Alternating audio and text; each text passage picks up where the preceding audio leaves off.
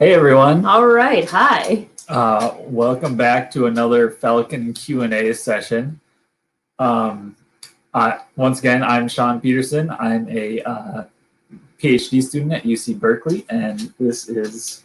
I'm Lynn Schofield. I'm a biologist with the Institute for Bird Populations, and we will be starting the video of our banders and the falcons being banded soon, but we'll maybe do a little bit of background about bird banding and why we do it and the history of it. Does that sound like a good plan? Sounds like a good plan to me. All right.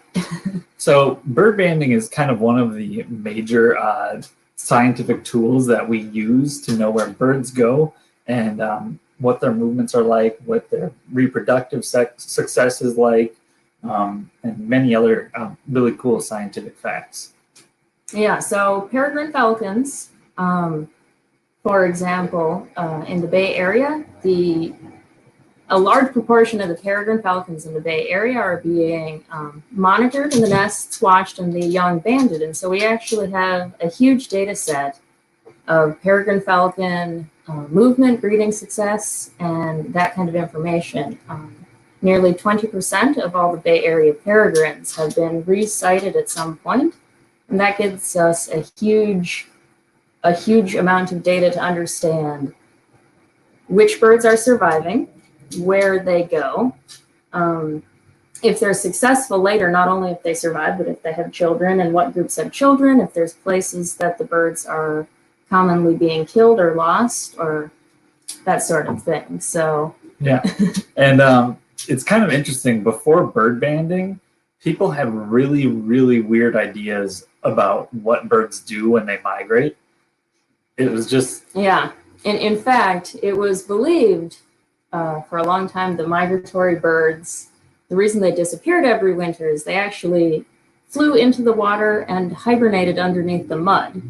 And it wasn't until somebody had the idea that they would put a little piece of silver string around their leg and to see where that bird went in the winter, that migration was even understood. So bird banding has been a tool ornithologists have used since the very beginning.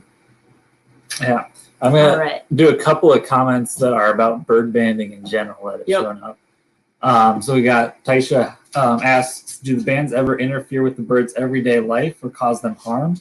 And do the bands ever grow out, or birds ever grow out of their bands? No on both cases. If it wouldn't be a scientifically valuable process to have if it interfered with the bird. They is totally free moving up and down their legs, so that is not interfering with them at all. And their legs are fully grown right now, so they actually this is as big as their legs are ever going to get. Yeah, and we know that the bands do not interfere with their day-to-day life, not only from the fact that these studies have been going on so long and people continue observing these birds out in the wild, but birds in captivity are all regularly banded. And so there's a lot of direct evidence that it does not in any way impact their movement or quality of life. They're also very light and do not rub at all. All right, and then the next question about the bands is 2 bands on each bird. So not every bird gets 2 bands. Most birds that are banded in the world only get 1, a metal band. And these peregrine falcons are getting 2, a metal band and a plastic band. The plastic band is helpful because the letters on it are much larger, so you can actually see it from binoculars. You don't need to have the bird in hand to identify. And I actually came prepared. This is one that's too small for a peregrine falcon to be wearing, but this is an example bird band that I have. And so this is the kind that every single bird banded as part of a study in North America is given. It's just aluminum. Oh, I just made it. I got the screen bigger. Your computer's not like mine.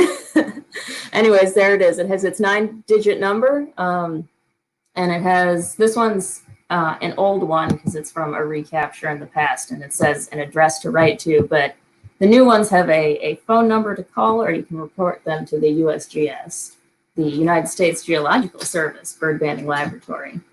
Anyway, so these are for researchers, and usually researchers, every single bird that's banded from hummingbird size to eagle sized has a 9-digit type band like this. The hummingbird ones are a different style.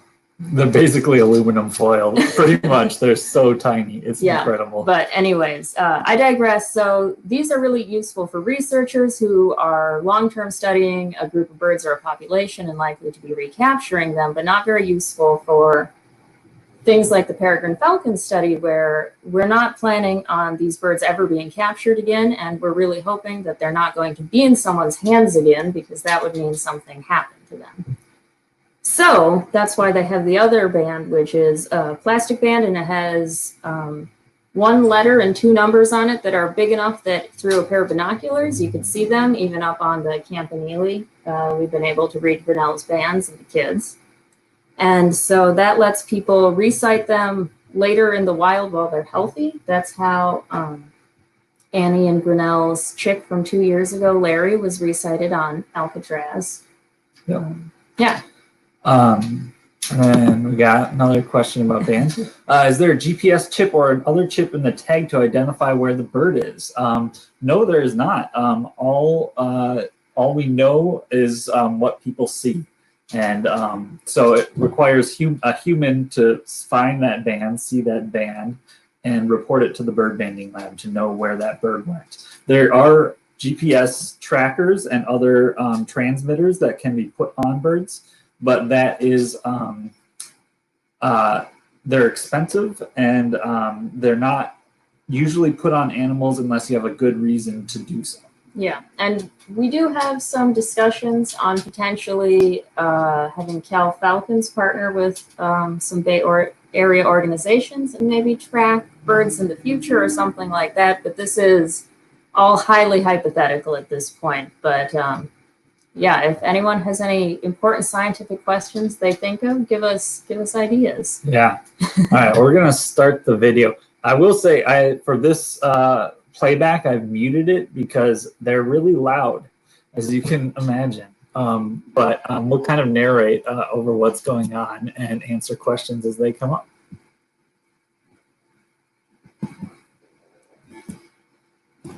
All right, so this is just before our bander. The woman doing the banding in this is Dr. Zika Glux, and she's the one closer to the camera right now, and she's from the UC Santa Cruz Predatory Bird Research Group, and she's the main biologist in charge of these projects. And then on the other side is Mary Malek, who is there in case the chicks leave the nest and try to walk in the opposite direction.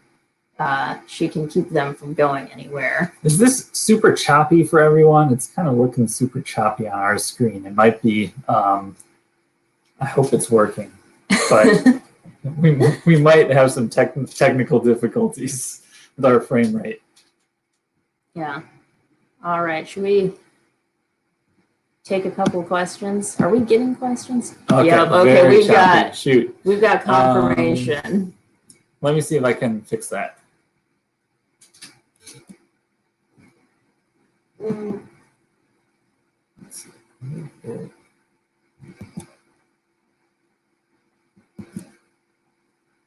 So I think it might run better if we can't see the questions, unfortunately.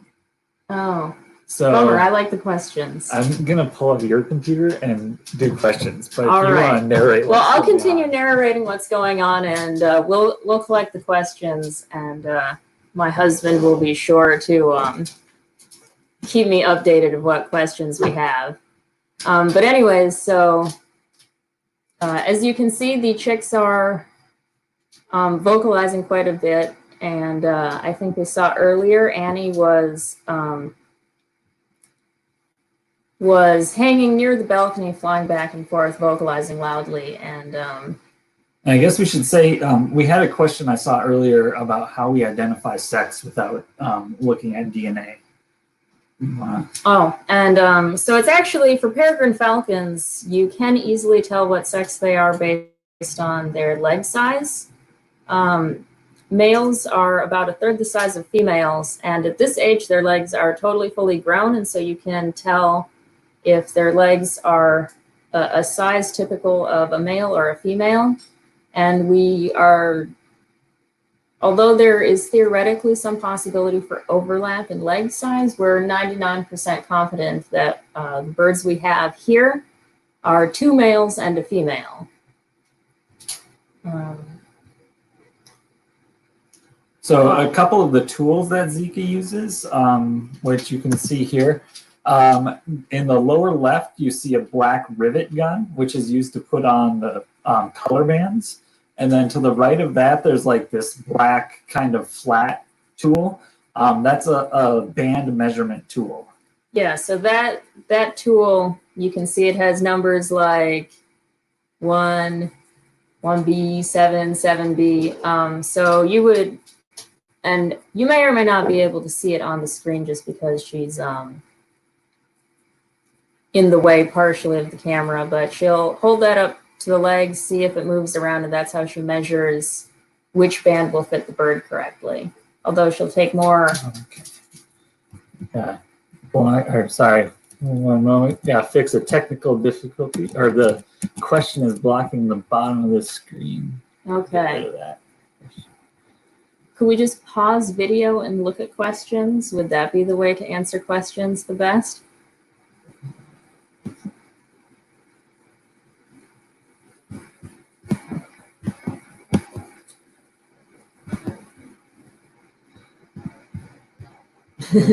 I apologize for the technical difficulties. We had to get this ready, and the video downloaded and uploaded for this right after banding happened, and yeah, we're working on that. There we go. Just lose the question, show us the video is what. Got it, Pauline. All right, we can do that. We'll go to questions after the fact if that works for everybody. All right, so hopefully everyone can see that now. All right, so what we're showing right now is not live. This is pre-recorded this morning. The banding happened at 8 a.m. So we're just showing this. We're going to upload this video a little later today. Let's see. Yeah, so Zika is currently getting out and preparing her tools, which are going to include that leg gauge that she's going to use to measure their legs, and then she has the 2 different kinds of bands. One's like the one I showed you, which is just aluminum, and it goes around the leg, and there's a little tab that folds over to keep it closed. And then the plastic one, it's a little plastic circle with a tab that pokes out just a little bit, and that little gun tightens the rivet on it, so it looks beefy, but it's just for closing up the 2 tabs of the plastic band. We got another question. Is Junior the last one to hatch, the one with the blue band now? I don't think we've been able to keep track full track of the size of the chicks over time, unfortunately. So yeah, people have cued in that one of the chicks is smaller than the other 2, but at this point I think it's just one of the chicks is smaller than the other 2. I think the 2 males who you can see in the corner right now are very similar sized. One is a little smaller than the other, but well within kind of normal peregrine variation. All right, so Zika is picking up the female right now. And that it looks like that she did use that hat that was there to give her something to grab onto, I believe. Yeah. But yeah, so when you pick up the young birds, their feet and their talons are fully sized, so still strong. So the way you handle them is once you kind of get them collected up a little bit. Oh, look, Zika already had the metal band on. Yeah. So that's how quick it goes. Most of that time right there was her getting her tools out. The actual banding's pretty fast. Yeah. And so now we see, we're going to go to a different angle for a little bit. It's not the, as you can see, it's pretty cramped in there, so it's not the best way to get video of this. I know there's a lot of nests out there that have much better setup for showing the whole banding process, but we do the best we can. So we're going to see kind of Annie's defense from this angle. So we've been getting a few questions like, what's aren't Annie the parents up to? freaking out?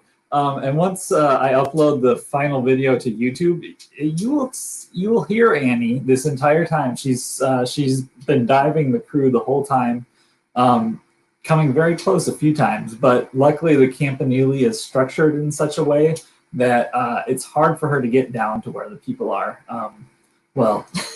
Defending the nest.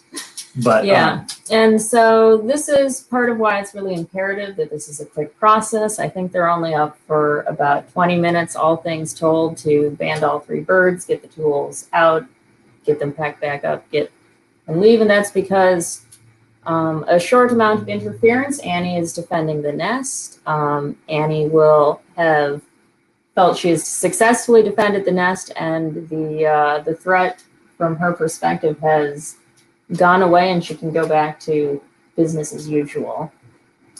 Yeah, and I will say you'll notice that people are wearing helmets. That's a very common thing to do for raptor nests. Because they're fairly aggressive when defending their nests. Let's see. And I guess we should say that at the end of all of this, Annie will think she's done a really good job at steering away the predators, which is kind of why we move fast in this process. Oh yeah, someone just asked, isn't the live webcam? Why is the live webcam showing something different? And that's just because we the banding happened early this morning before most people would have been up and watching it, and we thought it would be more fun to have us around to be able to narrate and talk about what's going on in the process. Yeah. We have a couple of questions. One was, is there a permit required to ban birds? Yes. There definitely is. It's very strictly regulated, and it's run by the Bird Banding Lab, which is a federal organization, and determines who is allowed to ban birds and in what contexts. Even people who are allowed to ban birds can't just go ban every bird they see.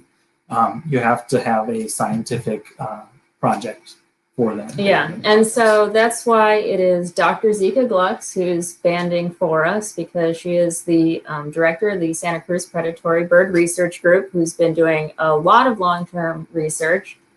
And along with research that they've been doing for ongoing for just population monitoring, seeing where birds go and how successful they've been at nesting. She's also right now taking, and I don't think at any point you can really, see it on camera, but she's taking one of those fluff feathers from every chick so they can get a genetic sample and also test for mercury levels in the feathers, because that actually is emerging as a possible concern for raptor populations currently. Yeah. Is that the mercury poison is affecting survivorship and reproduction. Yep. Next question is, where's Grinnell in all of this? He is there. At some points, you can see 2 falcons in the background. Annie is much more aggressive in defending the nest. She's the larger of the 2 birds, so she is much more capable of defending the nest against predators. But Grinnell is in the background flying around as well. So he's doing his job too. Next question is, when do the chicks fully lose their fluff? Good question, and the answer is they don't. The fluff just gets covered up by their contour feathers, which is the word for their nice, sleek outside feathers. So birds will always have the layer of down underneath. And I guess I don't know, are they losing that layer of down from the first one and growing in new stuff, or? Yeah, I'm not sure. I guess we'll have to look that up. There will always be fluffy down underneath those outside feathers. When the fluffy down grows exactly in the new set, I don't know, but the contour feathers and the flight feathers, they actually only replace those feathers once annually. And that'll be true for all of the feathers, ultimately. And so that's part of why the chicks need to be fully grown before they leave the nest, is because they need a full-size set of wing feathers grown in to learn to fly, because they're going to have those feathers for the entire next year. We got next question is, do we do the blood test sexing in addition to the leg size? And we do not. The leg size is well enough established that we don't need to. So there's really little doubt in what the sex of the chick is once you get the leg measurements figured out. Yeah, after many, many years of both peregrine falcon breeding from reintroduction programs, as well as captive peregrines from falconry, people have a really good data set of what sizes are possible for a male peregrine and what sizes are possible for a female peregrine. And there is a tiny bit of overlap that could happen, but none of our chicks fall into that overlap range. So we're sure that there are two males and a female. I got a great question here. What is the risk of the parents abandoning the nest due to this? Doesn't that happen with some birds?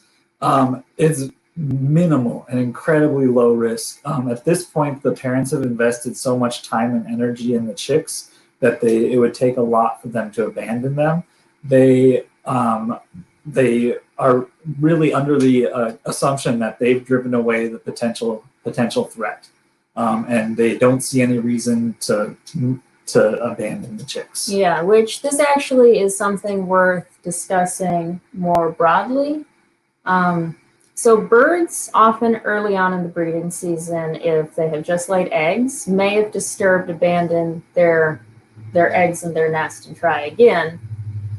But the further they go through the breeding season, the more and more unlikely they are to abandon. And then for something like, well, I mean, especially the peregrine falcons, they're such a high investment that it's very early that they're unlikely to abandon. But even with like a songbird you found on the ground, say, a lot of people see songbirds on the ground and be like, oh, they fell out of their nest and I walked by and I've been nearby and they're going to abandon it. So like, I'll pick it up and do something. Really, if a bird has a nestling that's that close to fledging, if you put that bird back in its nest and then leave and stop bothering it, that baby bird will get taken care of by its parents again. Yeah. Let's see. Next question. Do they learn to fly right away? Do they need practice? Is it dangerous to just jump off the campanile? They do practice in the next few weeks when they're getting bigger and moving around more. We'll see them running around the campanile itself and kind of flapping their wings as they do so, kind of training those flight muscles and learning how to fly. The first flight is often fairly dangerous. Yeah, and the danger on the first flight isn't that they're going to try to hop off of the tower and then plummet straight down. They are pretty light and also pretty, buoyant as far as that goes. So they'd be able to glide to a safe stop onto the ground, except of course they're very bad at navigating and they're not very coordinated. So the real danger is that they jump down and then end up landing somewhere where they shouldn't. And that might be, for example, on a road. That might be somewhere where a predator could get to them, or in the case of an urban area like this, that might be that they fall somewhere and hit a window when they're trying to make their first landing. Yeah, and we've had a few questions about whether there will be a Fledge Watch this year, given the virus restrictions, and there will be. We're going to have a few people out there following a strict safety protocol, and they'll be keeping an eye on the chicks as they're learning to fly. Yeah, and so for anyone who is local and is on campus ever, if during that Fledge Watch period you find a baby peregrine on the ground, we will post on our social media numbers you can call, that if nothing else, call the non-emergency number for UCPD, and one of us will come out and move the bird to a safe location, because around here, anywhere on the lawn or on a road is not a safe location. They need to be up higher somewhere. With there being fewer food sources for pigeons due to humans staying at home, is this affecting the number of pigeons available for the falcons? Good question. I don't think so. There's still a lot of pigeons around, and they have plenty of food available. But interestingly, we have been seeing fewer pigeons this year, and I don't know if that's just Grinnell's hunting pattern is different this year. But I don't think it's a decrease in pigeon numbers itself that we're seeing. I don't know. Yeah, that's a hard one to speculate on, especially because if the pigeon population was having a hard time right now because there aren't as many people around, that actually might be the perfect time for Annie and Grinnell to get slightly desperate pigeons that are having a hard time because people aren't around. Yeah. Got a comment. They don't seem to be struggling well in Zika's lap. That's very true. There's kind of differing defenses that birds do when they're being banded, and a lot of baby birds just kind of sit there. I've banded some songbirds that have sat in my lap and like opened their mouths and asked for me to feed them. So there's some birds that are very, very they just don't really do anything. Yeah, and that is part of why we band at the exact time we do, is because the babies have full-grown feet. We know their bands will fit, but the babies are also a lot more likely to be will not be trying to fly away or walk away or struggle. That they're kind of trusting in their parents still to do the primary defense. We got a question: what will the range of the chicks be once they move out? And this is kind of one of the big question marks in birds, is how far do juveniles disperse in their first year after leaving the nest? And we don't really know the answer in a lot of cases. The technology isn't quite there yet to put GPS transmitters on juveniles. Hopefully we'll be able to answer that question someday.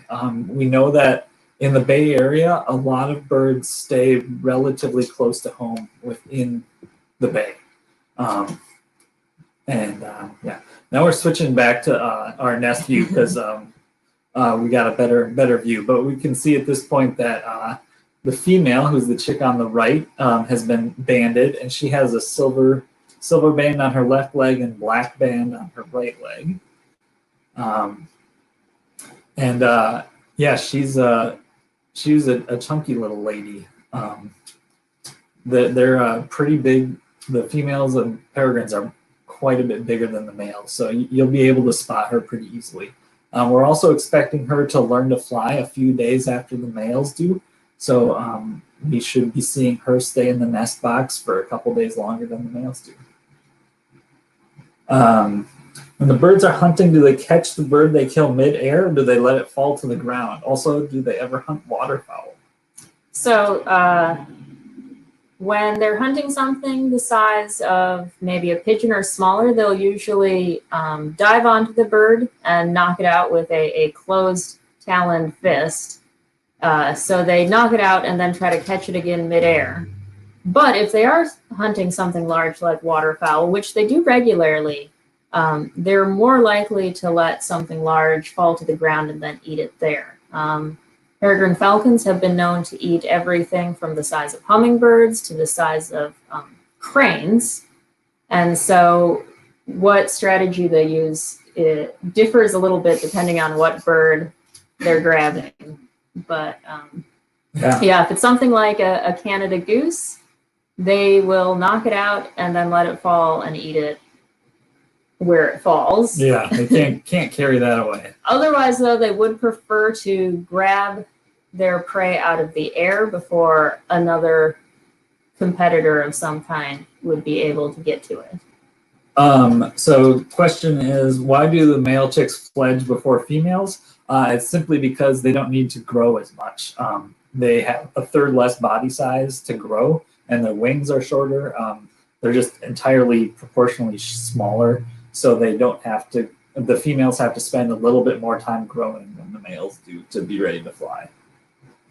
Do we expect Annie and Grinnell to stay around the campanile once the nest empties out?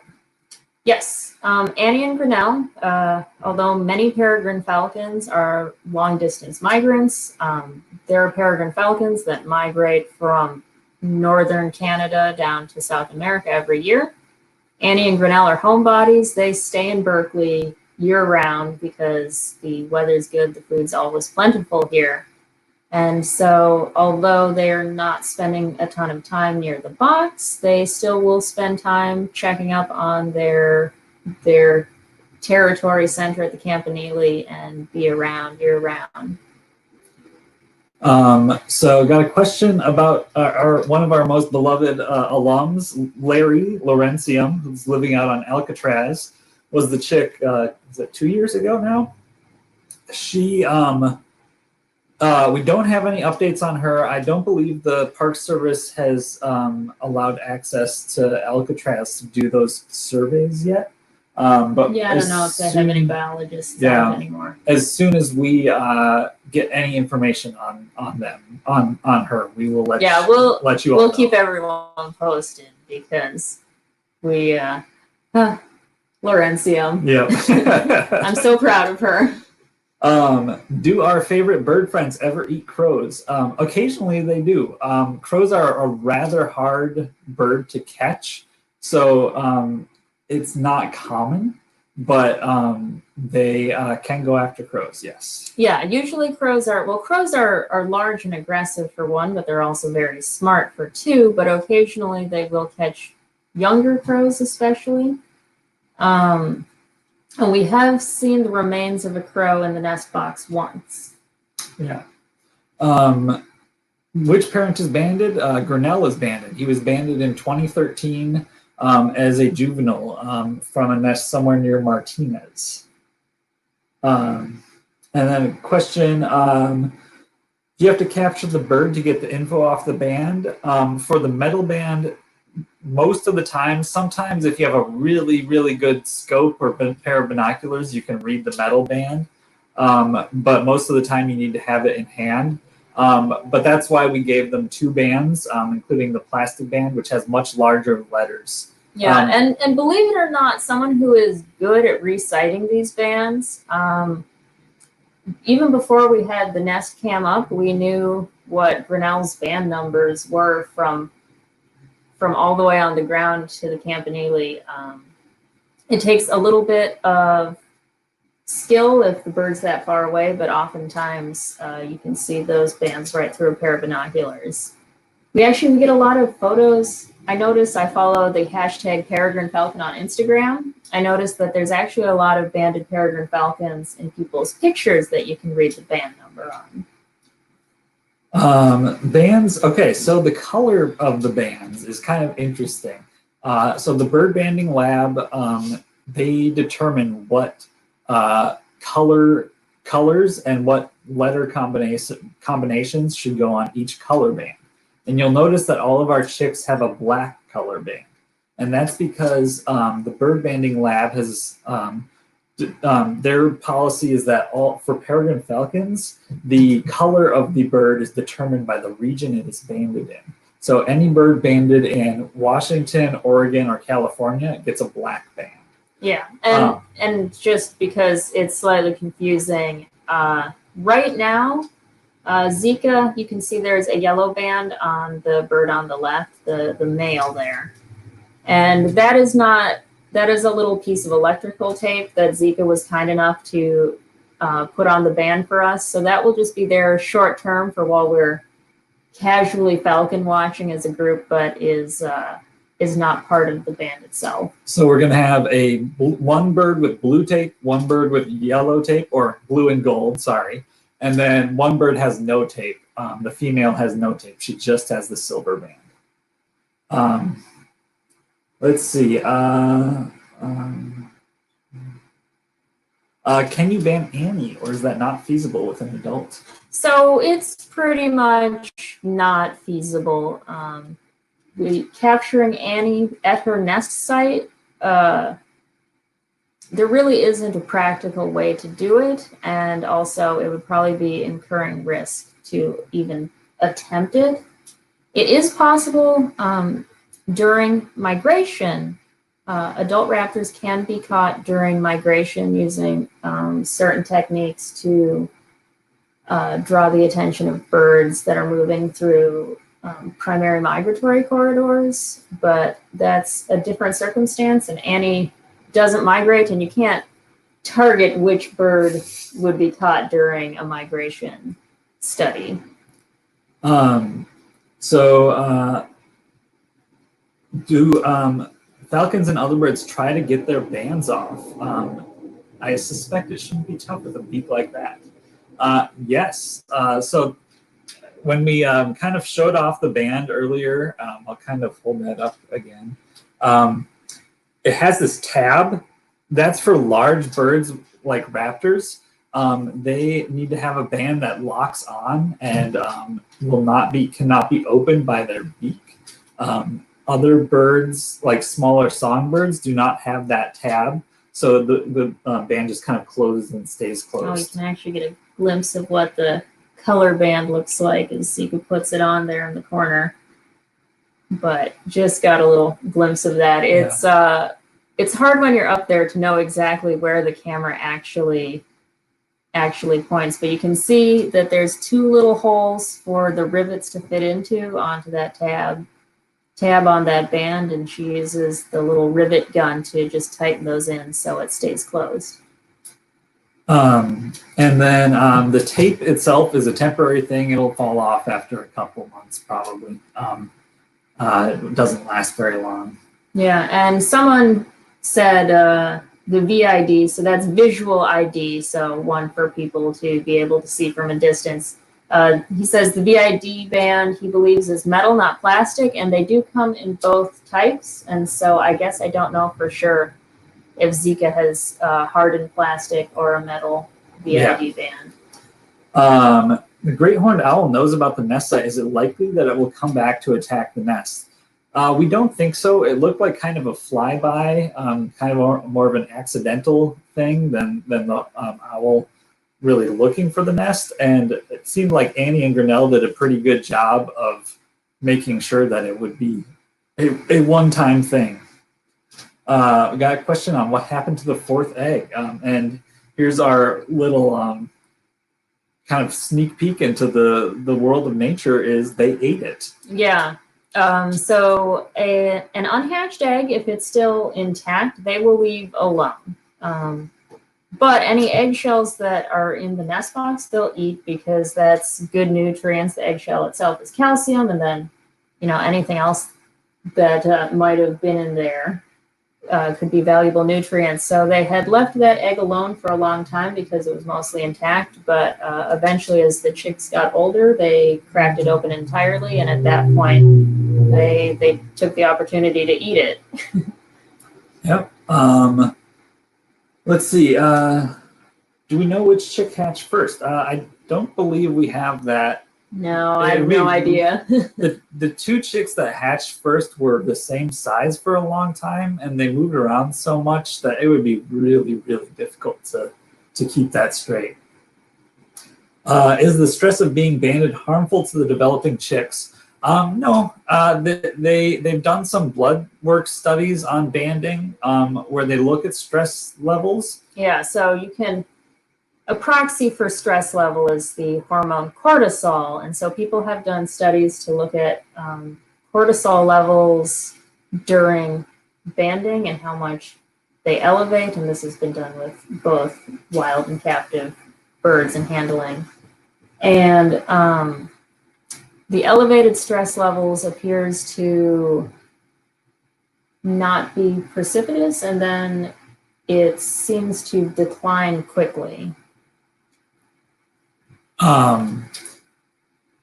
Drones. We have a question about drones. Are drones a risk? So in the past few weeks, we've had two times where people have been flying drones by the Campanile. And yes, drones are a risk to the birds. They are, our main fear is that they will dive on the drone and that will not connect well and the bird can get injured somehow with the drone. But of course, ongoing harassment can also discourage Annie and Grinnell from returning in future years if they had something that's harassing them the same thing day after day. Yeah, so it is illegal to fly drones on campus, and it's illegal to harass wildlife with drones. So we ask that everyone please be conscientious of that when they're flying drones around. Let's see. Did I see an owl or some other bird come by at 12:40 a.m. a few nights ago? Actually, that was Annie coming by to grab some food off the ledge. So very rarely during the breeding season, peregrine falcons will hunt at night. And in this case, a couple of nights ago, Grinnell actually went out hunting and caught some prey. It looked like a smaller bird and brought it for Annie. And so she had a midnight snack. Yeah, which that's kind of a fun fact to share is that songbirds will usually do their spring and fall migration at night because it's safer generally, but peregrine falcons take advantage of the large number of birds flying at night, and we'll still hunt at night a little bit. Let's see. Do you expect all the chicks to fledge? Any reason any of them wouldn't make it at this point? Zika let us know that the birds all seem to be in excellent health, so we are expecting all 3 to fledge. At this point, if one of them wasn't going to make it, we'd expect to see some severe developmental abnormalities or injuries, and we're not seeing any of that. They're all developing really well and all at pretty much the same rate. So we're pretty sure that they're all gonna. Yeah, they're all going to make it to fledging unless some catastrophic thing happens, like I don't even know what. Really, the fear for them is what happens during those first flights. Look, Zika and Mary have left the banding area, and Annie is instantly right back to check on the kids. And then we also included a clip at the end here of Annie coming back with some food a little bit later to feed the chicks. Just, make sure everyone knows that they're back to being cared for and everything with their loving parents. Yeah, so that's kind of our banding kind of series of clips. So we're still happy to answer questions for another like 15 minutes or so, but we might change how we're oriented. All right.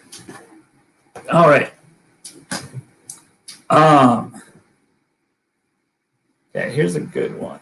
So, do the chicks ever injure each other fighting in the nest? With peregrine falcons, not very much.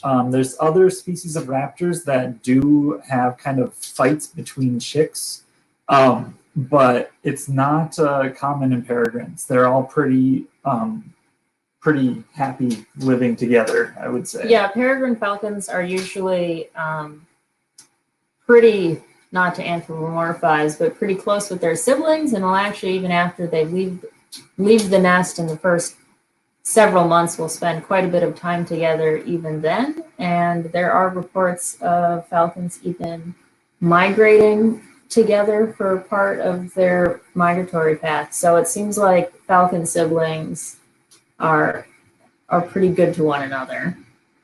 So here is a really kind of fun question to answer, because you wouldn't expect this one to have kind of an odd biology answer to it. They don't really have much of a risk of choking and dying, because the way their mouth is structured, the windpipe is actually through their tongue. So when they're swallowing food, it's really hard for that food to block the windpipe. I didn't even know that. All right, most of the food the chicks have been eating looks like pigeons and an occasional starling or robin. Any of the other meals been ID'd? We've seen a lot of mourning dove this year. Yeah, a lot of mourning doves. We had a recent downy woodpecker brought into the nest, but The reason you're seeing mostly pigeons coming into the nest is twofold. One is that obviously pigeons are a common source of protein for them. They're very easy to find in Berkeley, but also because they're so big, those are the ones the parents are preferentially bringing to the chicks. And when they catch smaller things, they're more likely to eat those themselves. All right. Annie and Grinnell mostly had male chicks the past few clutches. Is falcon sex distributed usually around 50-50? Yes, it is. We're not sure. It's just, I think, chance that they mostly had males. Yeah, so in birds, sex is chromosomally linked, similar to how it is in like humans, for example. Rather than an XY, they have a W and Z chromosome. But it's the same deal, that it's a 50-50 chance whether you are two of the same and become a female or one of each. Anyways, it's a 50-50 chance if you get the set of chromosomes that makes you a female or a male. It's opposite in birds too. Yeah, it's a little different, but it's the same two different chromosomes. You either get two of the same or one of the other. Let's see. Any idea how long peregrines have been in Berkeley? I think this is the first nest in Berkeley proper since a long time. In a long time. Yeah, it's true. But although this is the first nest that's been established and known in Berkeley, there's already one other pair of peregrines that appear to be in Berkeley now. So good news for peregrines, good news for Berkeley. And they've been well established in the Bay Area for probably 15 to 20 years now, I think. Yeah. It's one of those heartening conservation stories where the populations have just been doing better through time now that they have some protections. All right. So, gotta rip my awesome shirt here. We are still selling shirts. They're $20, and you can find the link to buy them online. And all proceeds go to research and education and supporting the streaming efforts. So the chick that fell from the nest a few days ago didn't really fall so much as wandered out. And so the parents would not be able to go physically bring a chick that fell out of the nest back into the nest, although it's very normal as the chicks start getting larger to start exploring their surroundings more and to waddle around a little bit and see things. And that's not, that's a perfectly healthy thing that the chick did. And in the event that the chick had, say, was on a natural ledge, and while it was, wandering around, it fell onto a lower ledge and couldn't get back to the original nest box, that wouldn't be a problem for Annie and Grinnell or whoever the parents were, because they'd continue to bring food and provision the chick wherever it ended up. All right, so names. Let's talk names. So here at the Cal Falcons, we've been naming our chicks for, this is the 4th year, so 4 years of the chick naming contest. And so we definitely open the names out to the public for suggestion and then a final vote. We're going to open up the threads to nominate names tomorrow at noon Pacific time. And so you'll be able to find those on our various social media. And previous names, the first year, 2 chicks were Fiat and Lux, which were named after UC Berkeley's motto. The second year was Laurentium, Californium, and Berkeleyum, which are named after 3 elements that were discovered at Berkeley. And then last year were Carson and Cade. Carson was named after Rachel Carson, who wrote Silent Spring and was integral in identifying that pesticides were a danger to birds like peregrines. And Cade was named after Tom Cade, who founded the Peregrine Fund, which was one of the most important conservation organizations for bringing the peregrine back from the brink of extinction. So that's, we got the further question is how many offspring. So that's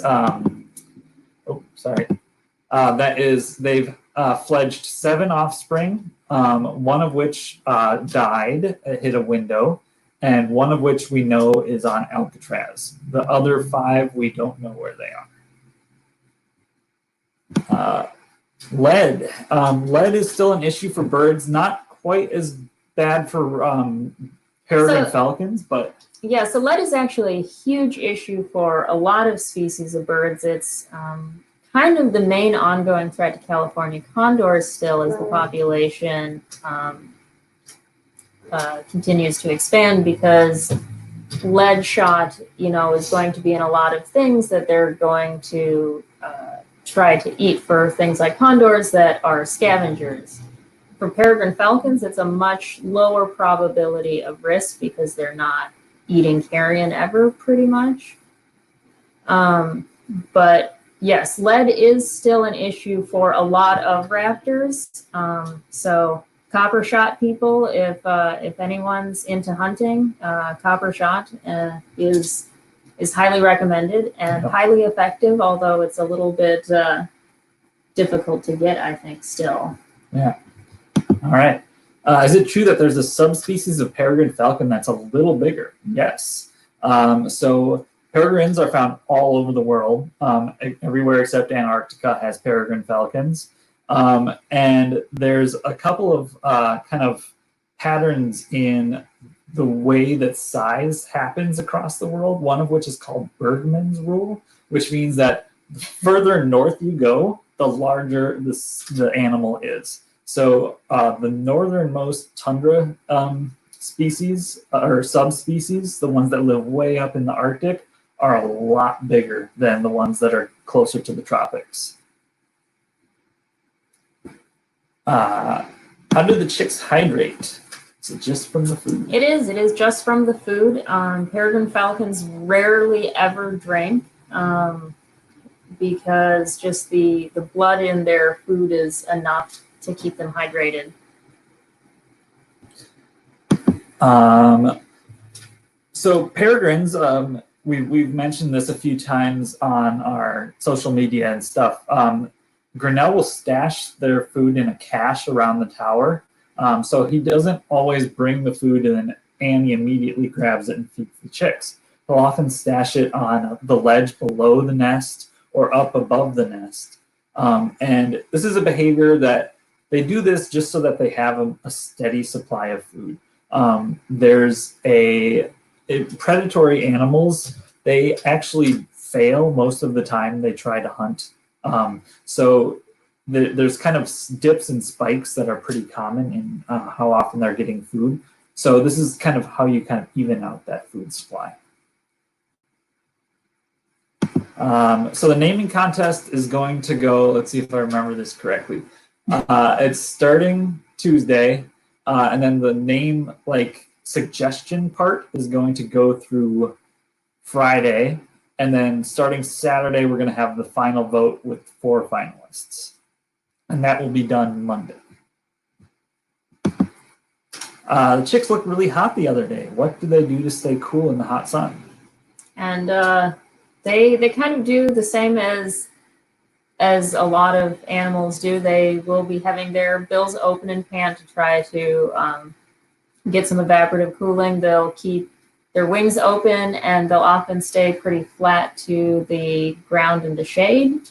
As they get bigger, they're going to move around more into the shadier parts of the tower as the day progresses too. What are birds' digestive systems like? I know that they cough up pellets with feathers, but what parts of their foods can they digest? So basically the way a bird's digestive system is structured is that when they eat food, it goes immediately into the crop, which is an organ that mammals don't have. It's a kind of a really muscular extension of the esophagus. And it basically stores and then kind of breaks down foods, and that's why you often see them eating gravel. They're getting little pieces of grit so that they can fill their crop and help break down food. And then that food is passed to the stomach where it's digested more.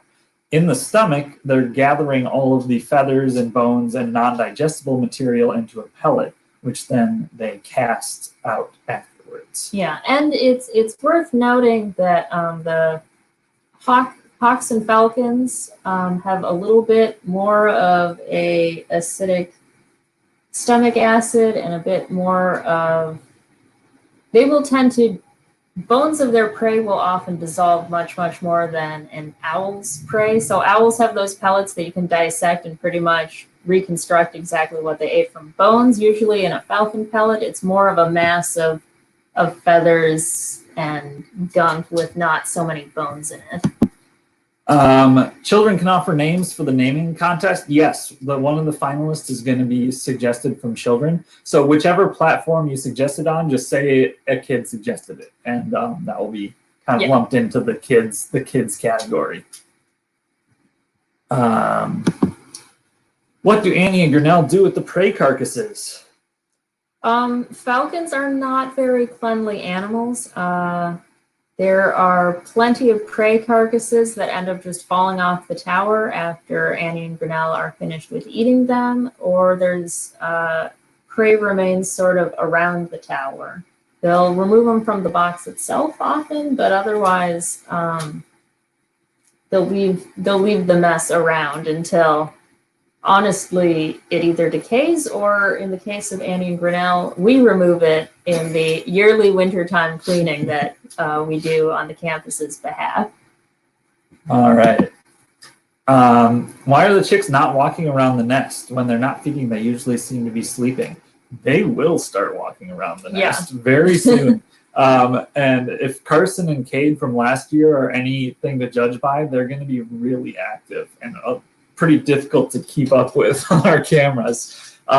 So you see them sleeping a lot right now because they're still doing a lot of kind of the base development, just growing in size. And that's a lot of energy that they're investing in growing.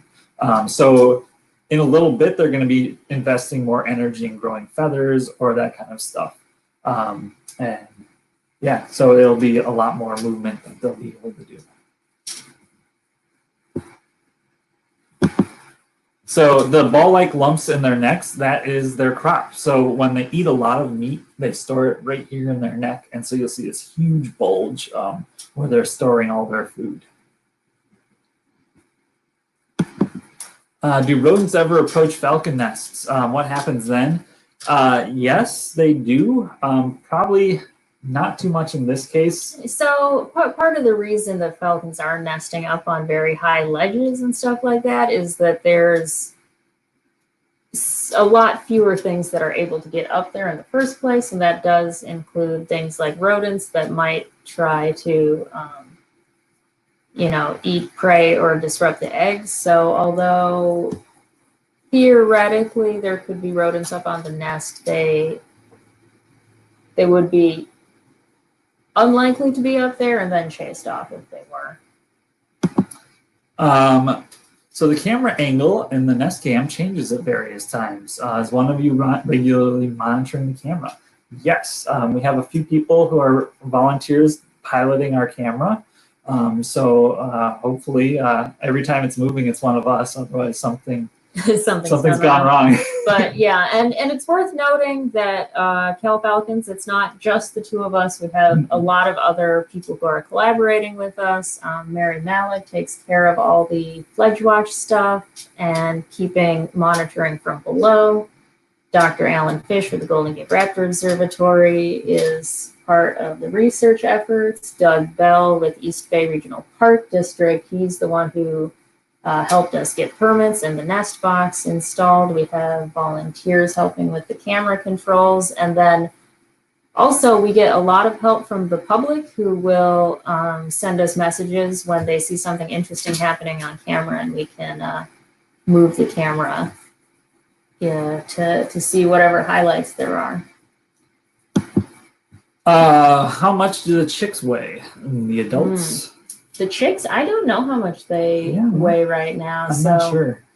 So adult peregrine falcons, there's actually a pretty big range of sizes depending on what region in the world we're in. As somebody as somebody kind of brought up, that there are some bigger subspecies of peregrine falcons. But the peregrines around here, which are the Anatum subspecies mostly, they're mutts because a lot of peregrine falcons have kind of mixed lineages because they're captive bred stock during the reintroduction.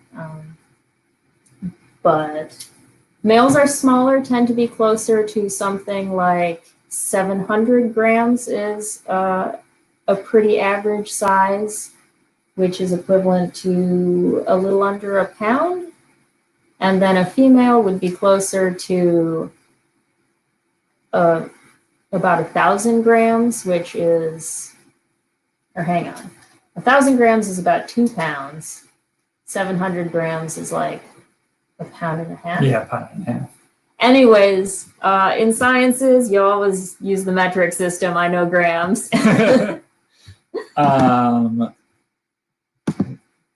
Thanks, Preston. 2.2 pounds to a kilo. Yeah. Why didn't Zika weigh the chicks today? Basically, we want to minimize the amount of handling time, and that data is not used for anything currently. If we were doing a study on chick development, we probably would have weighed them, but our goal is to get in there and get out as fast as possible. So we didn't want to take any extraneous measurements. How did we lure Annie and Grinnell to the nest box? We did not. We actually, Annie and Grinnell lured the nest box to themselves, kind of. So the first year that Annie and Grinnell were present at the UC Berkeley campus, we had seen activity indicative of breeding from below for a while. And so we got permission from UC Berkeley to go up there and see what the status was. And we found that Annie had laid several eggs on a torn open and mostly empty sandbag that happened to be up on the campanile, but unfortunately that area was slightly slanted and she had knocked some of those eggs off. So we went and we put in a flat tray of gravel, moved the remaining eggs back into the middle, and those eggs were Fiat and Lux. So we put the nest box where they were trying to nest in the first place. All right. Let's see. Would a falcon ever go for a small dog, like a very small dog? Only if it had wings.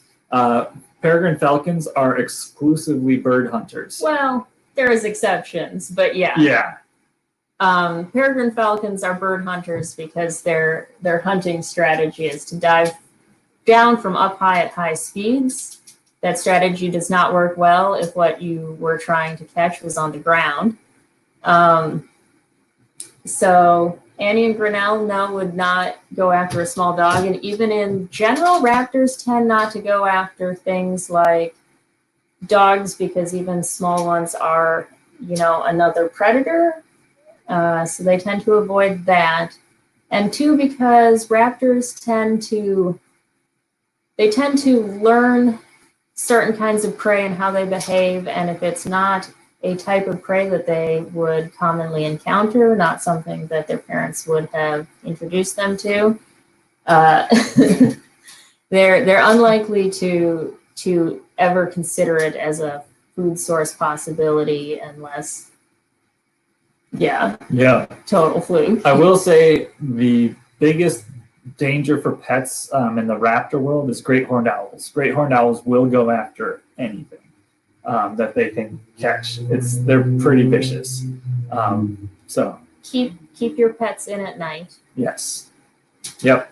Especially small dogs.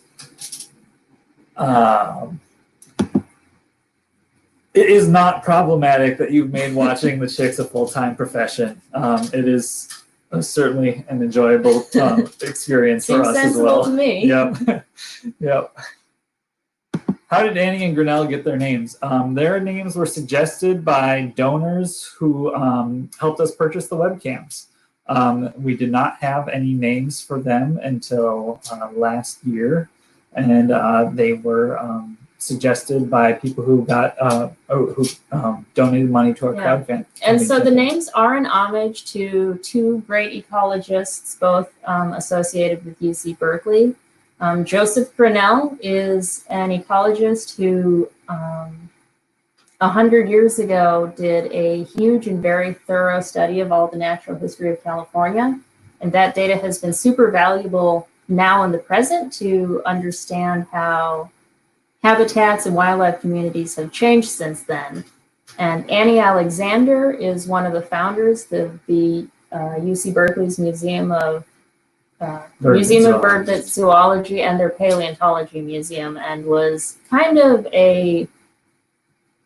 she was a woman in the sciences and a pioneer at a time when that was very uncommon. Yep. So how will the chicks learn to hunt? Do Annie and Grinnell give them lessons? Kind of. So what happens when the chicks are learning to fly is when they get better at flying, they'll start chasing their parents around, begging for food constantly. And sometimes they annoy the parents enough that when a parent is flying with food, they'll drop that food. And then the chicks go and try to catch it. And so that's kind of how they learn to pursue birds in flight. But it is an extensive learning process that takes probably 6 weeks on average. Yeah, and so the chicks, after they leave the nest, and even after they seem to be pretty proficient at flying, the parents are still bringing them food pretty regularly for the first 6 weeks out of the nest, and sometimes longer. I believe Laurentium 2 years ago, she remained around the nest until August. Yeah, she was around forever. How soon do you think the chicks will start flying? They should be flying about the first week of June is what we're predicting. They grow up so fast. So fast. Yep. So male chicks generally start fledging about day 40, and female chicks start fledging around day 42. So that's, if I counted it out correctly, that's the first week of June. We should be seeing that. We will give out the band numbers to the birds as soon as we get them. I think Zika was driving back to Santa Cruz, so did not have that data for us before she left. So are falcon siblings as annoying as human siblings? For the most part, we've actually seen them be pretty affectionate. Well, at least last year, Carson and Cade were very kind of buddy together. Occasionally they tried to steal food from each other, but for the most part, they were, pretty. Yeah, I mean, I guess I don't know their personal feelings True. towards one another. That's very true. Yeah. Yeah, it's sometimes too easy to project a human experience onto what you're seeing in the natural world. I think, should we do like one or two more questions? Yeah, this has been going on for a while. Yeah. Awesome. All right. I saw a question earlier, which was about how do falcons find a mate and choose a territory? And really, for falcons, it's a lot of they look for an awesome territory, and then whoever ends up there is their mate. So they are often looking more for the territory than they are for a specific individual. Yeah, a lot of times the first step is to find a territory that looks promising. And if a female does set up a territory and find somewhere that she likes, and the male that comes around is not up to her standards, she very well may chase that male off, opting to find a better mate. But really it is the territory is the first thing they're looking for. Yeah. And then we'll do the last question. Yeah, we'll leave off here. Beginning in June, chicks will leave the nest. Before last year, we didn't really know how much time they were going to spend on the tower after they fledged. And we were really surprised to see that Carson and Cade spent a lot of time on the tower. We got footage of them through July, spending a decent amount of time perched up there, eating up there, flying around. So hopefully we'll see the same pattern this year, and we'll see the chicks on top of the tower through July. But it's hard to say. Carson and Kate, even after they're very proficient at flying, would continue to come back to the Campanile since it's a pretty safe and defensible location, but that doesn't necessarily mean our chicks will do it this year, but I hope so. With that, I guess I'd like to thank everyone for stopping by, and if we didn't get to your question, sorry about that. Feel free to ask them on social media. We're always happy to answer any questions that pop up on Facebook, Twitter, or Instagram, or through our website. We try to answer as many questions as we can. Yeah.